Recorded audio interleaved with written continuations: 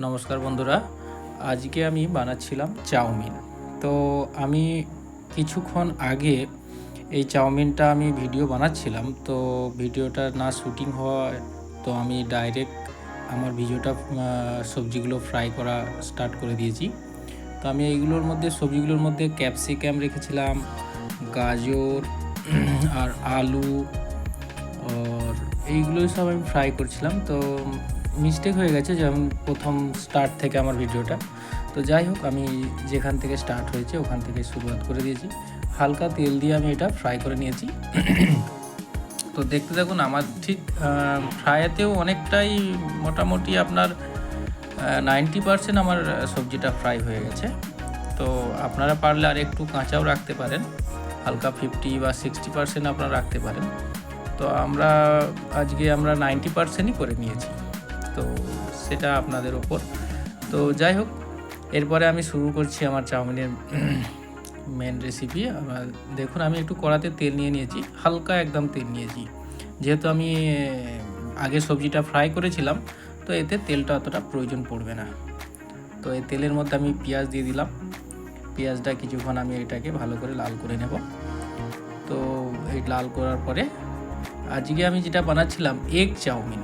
আপনারা egg chowmein অনেকেই দোকানে খেয়ে দেখেছেন বা খেয়ে থাকেন, মেলা কোনো অনুষ্ঠানে খেয়ে থাকেন। তো আজকে আমরা একদম বাড়িতে বানাচ্ছি, ঘরোয়া পদ্ধতিতে, আপনারাও বানিয়ে খাবেন।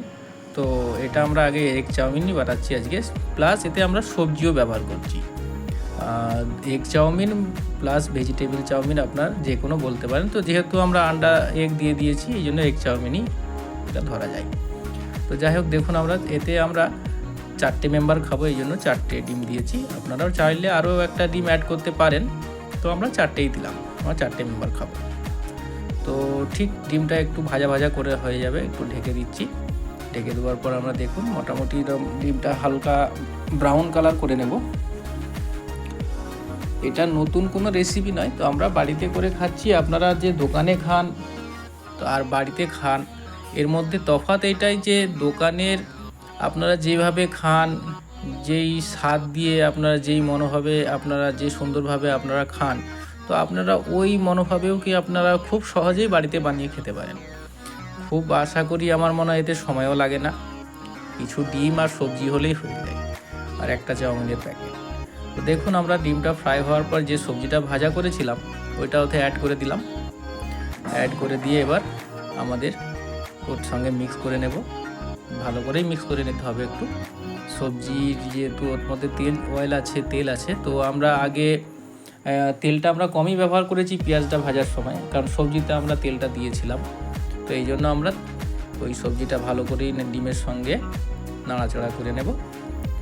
তো মোটামুটি এই রকম হবে, দেখুন মোটামুটি। এবার আমরা চাউমিনটা ভিজিয়ে আগে থেকে আমরা রেখে দিয়েছিলাম গরম জলের মধ্যে, এতে এবার অ্যাড করে নিচ্ছি। তো দেখুন, চাউমিনটা আমরা যখন এইটাও আমরা ভিডিওটা শ্যুট করা হয় না, তো আমরা হালকা অয়েল দিয়ে চাউমিনটা বয়েল করেছিলাম, দিয়ে জলটা ফেলে দিয়েছি। বাকি চাউমিনটা আমরা শুকনো করার জন্য একটা ঝুড়ির মধ্যে রেখে দিয়েছিলাম। তো আমরা চাউমিনটা এর মধ্যে দিয়ে বেশ ভালো করে আমরা মিক্স করে নেব। মিক্স করে নেওয়ার পরে দেখুন, এর মধ্যে আমরা ম্যাগি মশলা ইউজ করে দিই। বাজার থেকে পাওয়া যায় 5 টাকা প্যাকেট, আমরা ম্যাগি মশলা এগুলো ইউজ করেছি। অনেকে চাউমিন মশলা ইউজ করে, তো আমাদের মনে হয় এই ম্যাগি মশলাটা খুব ভালো লাগে। আর এর মধ্যে আমরা ইউজ করেছি সয়া সসটাও দিয়ে নেব। সয়া সসটা একটু আমরা মোটামুটি পরিমাণ মতোই দেব, খুব বেশি দেব না এতে। তো দেখুন বন্ধুরা, আমরা soya sauce plus chilli sauce দিচ্ছি। আমরা এতে হালকা চিলি সস দেব, চিলি সসটা দিলাম, দিয়ে এরপরে আমরা ভালোভাবে এটাকে নাড়ানাড়ি করে নেব। বাস, আমাদের রেডি চাউমিন। আজকের যে আমাদের মেন রেসিপি ছিল এগ চাউমিন, এটা আমাদের রেডি। আপনারাও বাড়িতে করে বানিয়ে খান।